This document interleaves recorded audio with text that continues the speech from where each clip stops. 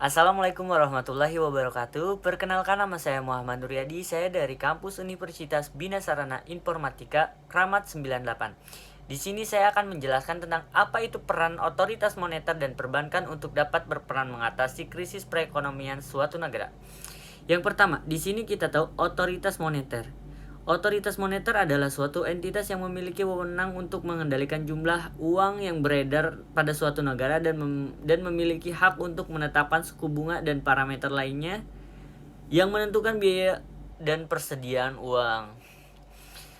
Jadi umumnya otoritas moneter itu adalah bank sentral, meskipun kadangkala lembaga eksekutif pemerintah mempunyai hak tertinggi untuk menetapkan kebijakan moneter dengan cara mengendalikan bank sentral. Nah, ada berbagai jenis otoritas moneter lainnya seperti dibentuknya suatu bank sentral untuk beberapa negara. Jadi di sini terdapatnya suatu dewan yang mengontrol jumlah uang yang beredar terhadap mata uang lain, dan juga diperbolehkannya beberapa entitas untuk mencetak uang kertas ataupun uang logam. Nah, di sini ada tugas menetapkan dan melaksanakan kebijakan moneter. Yang pertama, menetapkan sasaran-sasaran moneter dengan memperhatikan sasaran laju inflasi. Terus ada juga melakukan pengendalian moneter, ada juga memberikan kredit, melaksanakan kebijakan nilai tukar berdasarkan sistem nilai tukar yang telah ditetapkan. Ada juga yang mengelola cadangan devisa. Dan yang terakhir, menyelenggarakan survei secara berkala atau sewaktu-waktu yang dapat bersifat makro atau mikro untuk mendukung pelaksanaan tugasnya. Nah, yang kedua adalah perbankan. Jadi di sini perbankan adalah badan usaha yang menghimpun dana dari masyarakat dalam bentuk simpanan dan menyalurkan kepada masyarakat dalam bentuk kredit atau bentuk-bentuk lainnya dalam rangka meningkatkan taraf hidup rakyat banyak. Nah, di sini ada kegiatan menghimpun dana dari masyarakat dilakukan dalam bentuk simpanan giro, ada tabungan, deposito, simpanan dari masyarakat biasanya diberikan balas jasa yang menarik seperti adanya bunga, ada hadiah lainnya. Jadi kegiatan menyalurkan dana dilakukan berupa pemberian pinjaman kepada masyarakat. Nah, sementara itu jasa-jasa perbankan lainnya diberikan untuk mendukung kelancaran kegiatan utama untuk menghimpun dan menyalurkan dana masyarakat. Di sini ada tujuan jasa perbankan. Jadi jasa perbankan itu sangat penting dalam membangun ekonomi suatu negara. Jasa perbankan pada umumnya terbagi atas dua, yaitu ada yang pertama sebagai penyedia mekanisme dan alat pembayaran yang efisien bagi nasabah. Jadi untuk ini, bank menyediakan uang tunai, tabungan, dan kredit. Ini adalah peran perbankan yang paling penting dalam kehidupan ekonomi.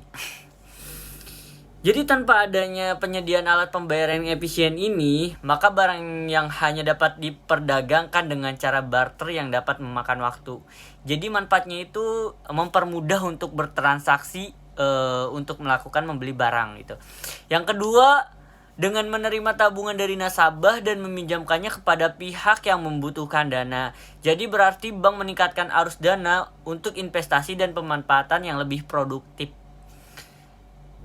Nah, jadi bila peran ini berjalan dengan baik, ekonomi suatu negara akan meningkat. Tanpa adanya arus dana ini, uang hanya bisa diam gitu di saku seseorang. Jadi orang tidak memperoleh pinjaman dan bisnis tidak bisa berjalan. Yang maaf.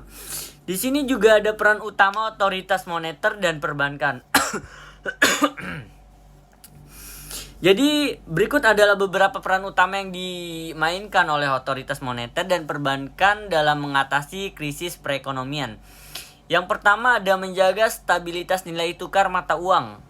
Nah, di sini salah satu tugas utama otoritas moneter adalah menjaga stabilitas nilai tukar mata uang. Jadi, dalam situasi krisis perekonomian, nilai tukar mata uang dapat sangat volatil dan rentan terhadap spekulasi dan tekanan pasar. Jadi, otoritas moneter dapat memainkan peran penting dalam menjaga stabilitas nilai tukar uang dan menggunakan instrumen kebijakan moneternya seperti mengintervensi pasar valuta asing. Yang kedua ada juga Menjaga kestabilitasan keuangan. Jadi menjaga stabilitas keuangan ketika terjadi krisis perekonomian, otoritas perbankan dapat memainkan peran penting dalam mengatasi krisis dengan memberikan dukungan likuiditas. Jadi di sini dapat menyelamatkan bank-bank yang mengalami masalah. Terus ada juga menaikkan suku bunga. Nah, di sini menaikkan suku bunga, otoritas moneter dapat menaikkan suku bunga untuk menarik investor yang mencari keuntungan yang lebih tinggi. Hal ini dapat membantu mengurangi tekanan pada nilai tukar mata uang yang mendorong investasi dalam negeri. Namun peningkatan suku bunga juga dapat memperlambat pertumbuhan ekonomi. Nah, itu. Jadi yang di sini ada juga nih menjaga ketersediaan likuiditas. Apa itu menjaga ketersediaan likuiditas ini dalam situasi krisis perekonomian? Ketersediaan likuiditas ini sangat penting untuk menjaga kestabilitasan keuangan dan mencegah terjadinya krisis likuiditas. Yang terakhir ada mengatur dan mengawasi pasar keuangan. Nah, di sini otoritas moneter dan perbankan memiliki tanggung jawab untuk mengatur dan mengawasi pasar keuangan. Jadi mereka dapat menetapkan aturan dan regulasi untuk mencegah terjadinya perilaku yang merugikan dalam pasar keuangan. Nah, seperti praktek perbankan yang meragukan atau spekulasi yang berlebihan. Jadi, di sini kesimpulannya, dalam situasi krisis perekonomian, otoritas moneter dan perbankan harus bekerja sama untuk mengatasi krisis dengan menggunakan berbagai instrumen kebijakan yang tersedia untuk memastikan stabilitas nilai tukar mata uang, menjaga stabilitas keuangan, dan memastikan ketersediaan likuiditas yang cukup. Mungkin cukup sekian dari saya, kurang lebihnya saya mohon maaf. Wassalamualaikum warahmatullahi wabarakatuh.